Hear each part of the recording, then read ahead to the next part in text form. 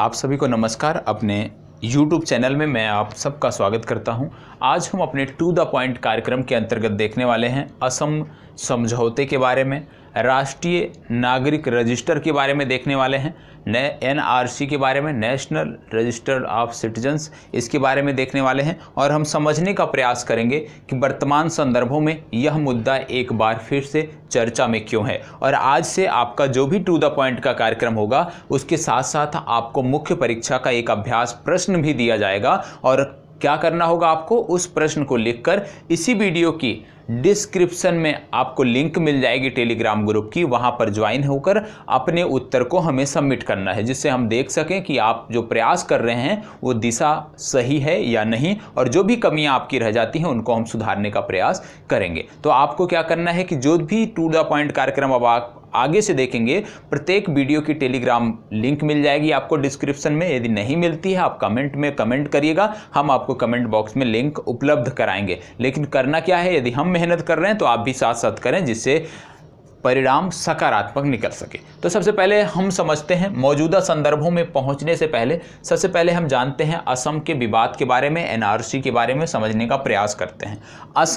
असम के बारे में आप जानते हैं कि लगातार असम जो है अवैध प्रवासियों के संदर्भ में चर्चा में रहा है, अवैध प्रवासियों के कारण विवादित रहा है। असम जो हमारा राज्य है वो अवैध प्रवासियों के कारण ही विवादित रहा है और लगातार स्वतंत्रता के बाद से ही ये चर्चा में बना हुआ है। यदि हम बात करें समस्या क्या है, तो आप जानते हैं असम जो है, असम उसकी भौगोलिक स्थिति इस प्रकार है कि वो बांग्लादेश से सीमा साझा करता है, और बांग्लादेश से सीमा साझा करने के कारण क्या होता है कि बहुत सारी समस्याएं, जो अवैध प्रवासियों की समस्या है, एक बड़ी समस्या इसलिए भी है क्योंकि बांग्लादेश से लगता हुआ हमारा राज्य है, इस वजह से यहाँ भी समस्याएं देखने को मिलती हैं। दूसरी बात करें, यदि हम असम के बारे में थोड़ा सा और जानने का प्रयास करते हैं तो कुछ चीज़ें हमें समझनी होंगी। चलिए अब बात कर लेते हैं। सबसे पहले हमें ये जानने का प्रयास करना होगा, जो ये अवैध प्रवासियों की समस्या है ये कब से बनी हुई है। तो जब से भारत स्वतंत्र हुआ है उसके बाद से लगातार ये समस्या बनी हुई है, और यह समस्या और भी तीव्र तब हो गई जब बांग्लादेश के सृजन की बात आई, बांग्लादेश के गठन की बात आई, बांग्लादेश का जो विवाद हुआ, बांग्लादेश का जो जन्म हुआ, उस समय ये समस्या और भी विकराल रूप में आ गई। क्योंकि उस समय जो स्थिति थी, जिस प्रकार से युद्ध का वातावरण था, तो लोग अच्छे जीवन के, एक प्रकार से देखें अच्छे जीवन के अवसरों के लिए भारत में पलायन कर गए, और बहुत भारी संख्या में लोग भारत को पलायन कर गए। तो इस समय जो समस्या थी, स्वतंत्रता से ये समस्या चली आ रही थी, लेकिन जब बांग्लादेश के गठन की बात हुई, बांग्लादेश के जन्म की बात हुई, बांग्लादेश के उदय की बात हुई, तो ये समस्या और भी विकराल रूप ले चुकी थी। अब इसमें आपको देखने को मिलेगा कि इससे क्या हुआ, जिस प्रकार से लगातार यहाँ पे अवैध प्रवासियों की संख्या बढ़ती गई, विशेषकर एक समुदाय से जुड़े हुए लोगों की संख्या बढ़ती गई, तो जो असम हमारा राज्य था वहां पे क्या हुआ, जनसांख्यिकीय परिवर्तन देखने को मिला, बदलाव देखने को मिला। मतलब वहां की जो मूल जनसंख्या थी उसमें बहुत भारी परिवर्तन देखने को मिला, क्योंकि लाखों की संख्या में अवैध शरणार्थी तो नहीं कह सकते, अवैध प्रवासी भारत के असम राज्य में आ चुके थे। इससे क्या हुआ, जब जनसांख्यिकीय बदलाव देखने को मिला तो दूसरी समस्या यहाँ पे क्या निकल के सामने आई, ये भी आपको पता होना चाहिए कि जो इनकी संस्कृति थी, जो असम की मूल संस्कृति थी, जो असम की मूल भाषा थी, उस पर संकट उत्पन्न हो गया। मूल भाषा और संस्कृति पर संकट तो ठीक था, लेकिन इसके साथ क्या हो गया, क्योंकि लगातार इनकी संख्या बढ़ती जा रही थी, अवैध प्रवासियों की संख्या बढ़ती जा रही थी, और आप सब जानते हैं कि संसाधन कहीं भी किसी भी देश में किसी भी प्रदेश में सीमित होते हैं। तो जो वो सीमित संसाधन थे उस पर लगातार प्रवासियों का बोझ बढ़ता जा रहा था, और जब प्रवासियों का बोझ संसाधनों पर बढ़ता जा रहा था तो निश्चित रूप से विद्रोह होना लाजमी था। तो पहला क्या था, संस्कृति इनकी प्रभावित हुई, संस्कृति के लिए संकट उत्पन्न हो गया, इनकी भाषा के लिए संकट उत्पन्न हो गया, और जब इनके संसाधनों के लिए, जो इनके वहाँ के जो मूल निवासी थे, जब उनको अपने संसाधनों पर बोझ दिखा, उनको अपने संसाधनों पर संकट दिखा, तो उन्होंने विद्रोह का स्वरूप लिया। और सबसे पहले जो विद्रोह हुआ वो एक छात्र विद्रोह के रूप में हुआ, स्टूडेंट विद्रोह के रूप में हुआ। जो छात्र विद्रोह था उसकी यदि हम बात करें तो असम विद्रोह के नाम से इसको जानते हैं। यह विद्रोह 1979 से 1985 तक चला, और लगातार ये विद्रोह विकराल रूप लेता जा रहा था, जिसके बाद से जो हमारी केंद्र सरकार थी उसको सामने आना पड़ा और इन छात्रों से एक समझौता करना पड़ा, जिसको आप असम एकॉर्ड के नाम से जानते हैं, आप असम समझौते के नाम से जानते हैं, जो वर्ष 1985 में संपन्न हुआ। तो असम समझौता कब हुआ था? वर्ष 1985 में यह संपन्न हुआ था। दूसरी बात, जहां भी इस तरह का अशांति का वातावरण होगा, जहां भी अस्थिरता होगी, तो जो भी हमारे, क्योंकि उस समय बांग्लादेश का उदय हुआ था, तो निश्चित रूप से पाकिस्तान उससे पहले ही चालें चल रहा था, तो जो हमारे एक प्रकार से आप कह सकते हैं जो भारत के विद्रोही थे, जो भारत के एक प्रकार से प्रत्यक्ष रूप से हमसे नहीं लड़ पाते थे, विशेषकर आप पाकिस्तान का उदाहरण ले लीजिए, तो इन्होंने अपने आप के लिए एक मौका समझा असम में, और उसी के बाद से असम में ये जो गतिविधियां बढ़ी, जैसे उल्फा का जन्म हुआ, इसी प्रकार से अनेक संगठनों का जन्म हुआ जो भारत को अस्थिर करने का प्रयास आज तक कर रहे हैं। तो जहां भी अशांति होती है, जहां भी इस तरह की समस्याएं होती हैं, निश्चित रूप से देश विरोधी गतिविधियां जहां भी होंगी, जहां भी देश विरोधी गतिविधियां होंगी, निश्चित रूप से इनको, आतंकी संगठनों को, नक्सलियों को फलने फूलने का अवसर मिलता है, और उसी की ताक में यहाँ पे उल्फा का जन्म हुआ। ऐसी परिस्थितियां यहाँ पे बन गई थी जिससे यहाँ पे उल्फा का जन्म हुआ। इसके बाद आप देखेंगे कि असम समझौता जो हुआ 1985 में छात्रों के साथ, उसमें जो महत्वपूर्ण बात की गई थी वो एनआरसी की गई थी। मतलब एनआरसी कोई नया नहीं है, असम समझौते में भी इसकी बात की गई थी कि हम एक रजिस्टर बनाएंगे नागरिकों का, जिसमें सबका डाटा लिया जाएगा, सबके पहचान पत्र के आधार पर चीजें की जाएंगी। अब इसके बाद इसमें क्या हो गया, असम एकॉर्ड के बाद यदि हम देखें तो क्या हो गया कि लगातार, क्योंकि असम एकॉर्ड में, असम समझौते में बोला गया था कि भाई एनआरसी आप करेंगे, लेकिन ये चीज़ें हो नहीं पाई, क्योंकि जो सरकारें आती रहीं उनकी दृढ़ इच्छा शक्ति नहीं थी। मौजूदा समय में भी यही होता था, लेकिन सर्वोच्च न्यायालय के फटकार के बाद सर्वोच्च न्यायालय ने जब आदेश दिया, और आपको बता दें कि एक एनआरसी सबसे पहले 1951 में लाई जा चुकी थी, ये आपको पता होना चाहिए, सबसे पहले एनआरसी 1951 में लाई गई थी, ठीक है। तो जब सर्वोच्च न्यायालय ने आदेश दिया तो क्या हुआ कि जो एनआरसी पूर्व में लाई गई थी उसी का उन्नत संस्करण लाया गया, मतलब उसको अपडेट किया गया, फटकार के बाद उसको अपडेट किया गया, और जो 2019 में आप देख रहे होंगे वो उसी का अपडेटेड वर्जन आपको प्रस्तुत किया गया। अब इसमें क्या था कि एक लंबे समय के बाद 2013 से 2019 तक का समय लगा इसको सामने लाने में, इसको उन्नत करने में, लेकिन फिर भी 2019 में केंद्र सरकार ने लाया। केंद्र सरकार ने भले ही सुप्रीम कोर्ट की फटकार के बाद लाया, लेकिन निश्चित रूप से जरूरी था, असम की स्थिरता के लिए ये जरूरी था। अब इसमें क्या समस्या थी कि जो भी आपका एनआरसी आया उसमें से क्या हो गया, 1.9 मिलियन लोग, एनआरसी के बाद 1.9 मिलियन लोग जो असम में निवास करते थे उनको अवैध घोषित कर दिया गया, अवैध प्रवासी घोषित कर दिया गया, ठीक है। अब यदि हम बात करें अवैध प्रवासियों की जो घोषित किया गया, तो उनमें से हजारों, ज़्यादा नहीं, हजारों की संख्या में प्रवासियों को बांग्लादेश वापस भेजा गया, लेकिन अभी भी लाखों की संख्या में लोग पड़े हुए हैं। अब समस्या क्या है आगे की, यदि हम देखें कि भाई अब तो एनआरसी ने बता दिया कि 1.9 मिलियन लोग ऐसे हैं जो डाउटफुल हैं, तो अब क्या करना है, अभी इन लोगों के पास विकल्प क्या है, क्या तुरंत ये लोग बाहर कर दिए जाएंगे? नहीं, अभी इनके पास विकल्प हैं, अभी उसकी चर्चा हम करते हैं कि इनके पास विकल्प क्या है, क्या राइट अभी इनके बचे हुए हैं।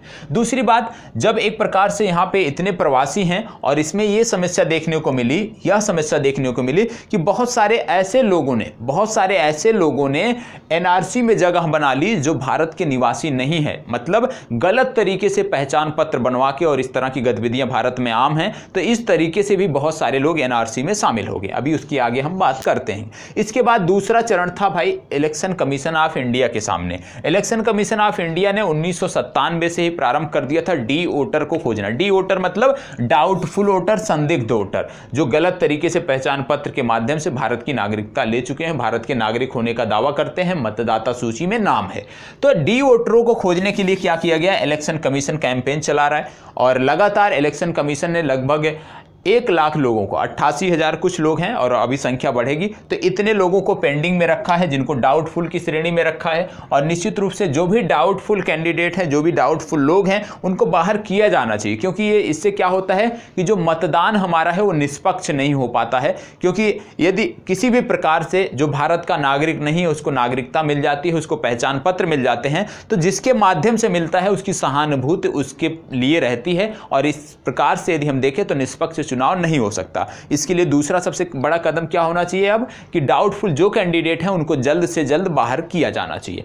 अब हम बात कर लेते हैं कि जो लोग एनआरसी में नहीं है अब उनके पास क्या मौका है, किस प्रकार से वो आगे बढ़ सकते हैं, किस प्रकार से वो अपील कर सकते हैं। तो इसके लिए इस समय असम में कम से कम 100 से ज़्यादा विदेशी अधिकरण चल रहे हैं, जिनके माध्यम से एक बार फिर से आपको मौका मिलता है कि आप आवेदन करें। लेकिन उसके पहले क्या होना चाहिए, आपके पास रिजेक्शन का लिस्ट होना चाहिए कि आप एनआरसी में नहीं है। यदि आपके पास रिजेक्शन लिस्ट है, रिजेक्शन की प्रूफ है कि आप एनआरसी में नहीं है, तभी आप विदेशी अधिकरणों में अपील कर सकते हैं। और 100 से ज़्यादा विदेशी अधिकरण इस समय असम में सक्रिय हैं। अब इनमें क्या होता है, ये अंतिम चरण होता है। यदि इन्होंने बोल दिया आप नागरिक नहीं है, डॉक्यूमेंट वेरिफिकेशन में किसी प्रकार से कमी आई, आप नागरिक नहीं है, तब आपके तुरंत आपको डिटेंशन सेंटर में भेज दिया जाएगा। और डिटेंशन सेंटर के बाद आपको जिस भी देश से आप हैं प्रयास किया जाएगा कि आपको वापस भेजा जाए। ये तो केंद्र सरकार का नेतृत्व के ऊपर बताता है कि कितनी जल्दी ये चीजें हो पाती हैं। लेकिन आपको बता दें कि कम से कम 83,000 ऐसे लोग हैं जिसको विदेशी अधिकरणों ने बता दिया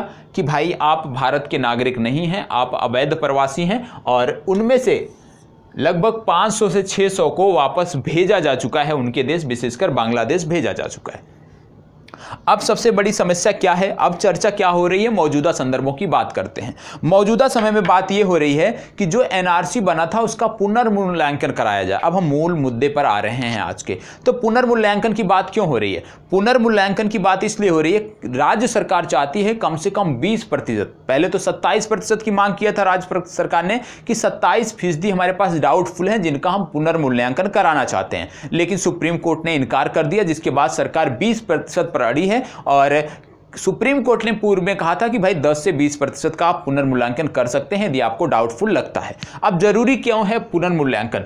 बहुत सारे ऐसे तथ्य पाए गए, बहुत सारे ऐसे प्रूफ पाए गए जिनमें लोग 100 रुपये, 500 रुपये, 1000 रुपये में आधार कार्ड बनवा लेते थे, बिना किसी प्रूफ के वोटर आईडी बन जाती थी। तो ऐसे लोगों पर असम में कार्रवाइयां भी की गई हैं। और उन्हीं को देखते हुए, उन्हीं को संज्ञान में लेते हुए सरकार ने जो भी डाउटफुल लग रहा है उसको एक बार फिर से प्रयास कर रही है कि उनको फिर से जो भी शक के दायरे में है उनको फिर से एक बार बुलाया जाए, उनके फिर से डॉक्यूमेंट चेक किए जाए, और ये जरूरी भी हो जाता है। दूसरी सबसे बड़ी समस्या थी असम में कि बहुत सारे ऐसे लोग थे जो भारत के निवासी थे, लेकिन उनका नाम एनआरसी में नहीं था, किसी कारणवश उनका नाम एनआरसी में नहीं था। इस प्रकार की भी त्रुटियां देखने को मिली। और बहुत सारे ऐसे लोग आप जानते होंगे, उस समय उदाहरण में नाम नहीं लेना चाहूँगा, लेकिन उस समय बहुत सारे एक पूर्व जनरल थे, मेजर जनरल थे, उनको भी बाहर कर दिया गया था। एक स्वतंत्रता सेनानी थे, उनको भी बाहर कर दिया गया था, उनके परिवारजनों को एनआरसी से बाहर कर दिया गया था। इस तरह से बहुत सारी खामियां देखने को मिली है। तो सरकार का प्रयास ये है कि यदि हम पुनर्मूल्यांकन करते हैं तो जो गलत तरीके से आ गए हैं, हमारी लिस्ट में गलत तरीके से आ गए हैं, उनको हम बाहर निकाल सकें। और जो हमारे नागरिक हैं, एनआरसी में नहीं जगह बना पाए हैं किसी कारणवश, तकनीकी समस्याओं के कारण, जो भी कारण रहा हो, उनको पुनः शामिल किया जाए, उन्हें पुनः भारत की नागरिकता दी जाए। अब इसमें सबसे बड़ी समस्या क्या है, वर्तमान समय में समस्या क्या है कि इस दौरान जो भी आपके विदेशी अधिकरण है, इसमें जो लोग कार्यरत हैं, इनकी वजह से, इनकी गलतियों की वजह से बहुत सारे भारत के नागरिक बाहर हो गए हैं, नागरिकता से बाहर हो गए हैं, एनआरसी से बाहर हो गए हैं। तो अब सरकार को क्या करना चाहिए? समस्या क्या है सरकार के पास कि मानवाधिकार उल्लंघन के मामले सामने आ रहे हैं। क्योंकि भाई यदि कोई भारत का नागरिक है, उसको बोल दो कि आप हो नहीं, एनआरसी में उसकी जगह ना मिले, ठीक है, कोई स्वतंत्रता सेनानी रहा है, किसी के परिवार में कोई स्वतंत्रता सेनानी रहा है, और उस परिवार को यदि बाहर कर दिया जाए तो निश्चित रूप से मानवाधिकार का उल्लंघन हो रहा है। बहुत सारे इस प्रकार की समस्याएं देखने को मिल रही हैं। तो अब समस्या क्या है कि जो मानवाधिकार का उल्लंघन हो रहा है उसको किस प्रकार से रोका जाए। जो एक प्रकार से आप देखते हैं कि जो आतंकी गतिविधियां, मतलब यदि जो भी लोग एनआरसी से बाहर होंगे, जो विदेशी तत्व हैं, हमारे जो भारत विरोधी तत्व हैं, उनके लिए तो एक प्लेटफॉर्म बन जाएगा ना असम। ऐसे लोगों से यदि ये संपर्क करते हैं तो निश्चित तौर पर ये लोग जो है इस प्रकार की भारत विरोधी गतिविधियों में संलिप्त होंगे। तो हमें प्रयास करना है कि जो भी बाहर होते हैं उनको जल्द से जल्द डिटेंशन सेंटर में भेजा जाए और जल्द से जल्द उनकी स्वदेश वापसी हो सके और भारत की जो आंतरिक सुरक्षा के समक्ष चुनौतियां हैं उसको हम कम कर सकें। तीसरा सबसे महत्वपूर्ण इसमें जो देखने को मिला, ध्रुवीकरण देखने को मिला और आरोप भी लगा है कि एक समुदाय विशेष के लोगों को, एक समुदाय विशेष के भारत के ही नागरिकों को एनआरसी में जगह नहीं दी जा रही है, जबकि एक समुदाय विशेष के लोगों को जो भारत भारत के नागरिक नहीं हैं उनको एनआरसी में जगह मिल गई है। तो इस तरह के जो आरोप लग रहे हैं हमें प्रयास करना है कि इस तरह के आरोप ना लगें और पुनर्मूल्यांकन के द्वारा इस प्रकार के आरोपों की सत्यता की जांच की जाए, क्योंकि इस प्रकार का यदि आरोप लगता है तो वैश्विक पटल पर भी, क्योंकि भारत की एक साख बनी हुई है, तो वैश्विक पटल पर जो हमारी साख बनी हुई है उस पर धब्बा लगता है और भारत सरकार कतई नहीं चाहेगी कि इस प्रकार का कोई आरोप एनआरसी की वजह से भारत सरकार पर लगे या असम राज्य सरकार पर लगे। अब इसमें क्या करना है, आगे के लिए क्या होना चाहिए वो मैं देख लेता हूं कि सबसे पहले इसमें क्या होना चाहिए, पुनर्मूल्यांकन होना चाहिए। जो डाउटफुल कैंडिडेट हैं मूल्यांकन होना चाहिए और उनको बाहर किया जाना चाहिए। विदेशी अधिकरणों पर नियंत्रण होना चाहिए कि यदि गलत तरीके से विदेशी अधिकरण किसी को नागरिक साबित कर रहे हैं, किसी को विदेशी अधिकरण द्वारा किसी को बताया जा रहा है कि ये प्रवासी हैं, तो इस पर भी नियंत्रण करना चाहिए और इस पर कड़े कानून होने चाहिए कि कोई भी व्यक्ति यदि इस प्रकार के गतिविधियों में संलिप्त होता है तो उसको सख्त से सख्त कार्रवाई उसके खिलाफ होनी चाहिए। तीसरा, धार्मिक भेदभाव देखने को नहीं मिलना चाहिए। किसी भी आधार पर, धार्मिक भेदभाव के आधार पर किसी की नागरिकता नहीं साबित होनी चाहिए, इस पर भी ध्यान देना है। अब जो आगे की राह है वो आपने देख लिया, क्यों जरूरी है वो आपने देख लिया। अब आपके लिए मुख्य परीक्षा का एक प्रश्न है, यदि आप करेंगे, हल करके देते हैं तो निश्चित रूप से बहुत अच्छा है। असम का जो मुद्दा है ये आपका तैयार हो सकता है और कभी भी आपको समस्या देखने को नहीं मिलेगी। यदि आप उत्तर लेखन करते हैं तो चीजें आपकी और बेहतर होंगी और निश्चित रूप से आपको मुख्य परीक्षा में मदद मिलेगी। प्रश्न है, राष्ट्रीय नागरिक रजिस्टर का पुनर्मूल्यांकन वर्तमान संदर्भों में आवश्यकता से अधिक विवशता है, चर्चा कीजिए। क्या है? राष्ट्रीय नागरिक रजिस्टर का पुनर्मूल्यांकन, राष्ट्रीय नागरिक रजिस्टर का पुनर्मूल्यांकन वर्तमान संदर्भों में आवश्यकता से अधिक विवशता है, चर्चा कीजिए। अब आपको क्या करना है कि इस पर मैंने मुद्दा बता दिया, उसके संदर्भ मैंने बता दिए। अब उन्हीं संदर्भों के आधार पर आपको एक बेहतर उत्तर लिखना है और प्रयास करना है कि उत्तर 200 शब्दों का, कम से कम 200 शब्दों का ही आपका उत्तर हो। इसके बाद आपको इसी वीडियो के आपका जो डिस्क्रिप्शन होता है वीडियो की, वहां पे आपको लिंक मिल जाएगी टेलीग्राम ग्रुप की। उस लिंक को ज्वाइन कर आप अपने उत्तर को सबमिट कर सकते हैं। यदि लिंक नहीं मिलती है आप कमेंट बॉक्स में बताएं, मैं आपकी मदद करूंगा। तो यहीं पे अपनी चर्चा को समाप्त करते हैं। अब जो भी हमारा टू द पॉइंट कार्यक्रम होगा वो मुख्य परीक्षा से जुड़ा होगा और उसके बाद आपको मुख्य परीक्षा के एक प्रश्न को हल करना होगा। तो यहीं पे अपनी चर्चा को विराम देते हैं। नमस्कार।